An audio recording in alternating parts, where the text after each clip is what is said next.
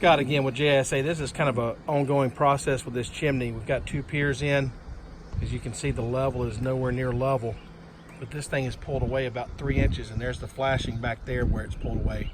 I want to show some of this movement from up here on the ladder so we can see a big difference. Brett, if you'll crank that machine, and we're going to come out and put that level back right there, and we'll show this movement. Give it just a little bit more throttle. Yeah, just a little bit. All right, now hold your level back right there, and I'm going to film this.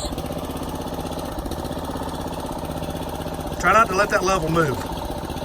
There you go, right there. We'll film some of this right here first.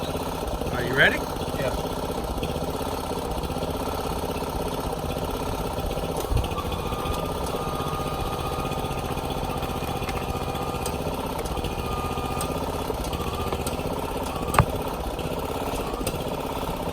Look at that.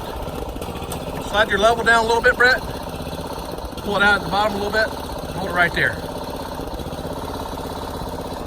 Pull the bottom out just a little bit again. Right there. That's it. Now we're there. And don't move nothing. Now we're level. Look how much that chimney pushed back from the trim board. And it was all the way back right there. I can go a little bit more. There it goes.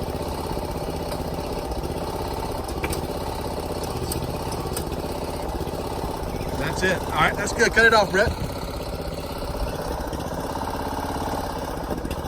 I never get to show these chimneys pulling from the roof line up here, but all the way top to bottom, this chimney is now back to the original position, and you can tell that by that trim board of that previous video where that used to be. All the windows and the walls came back in.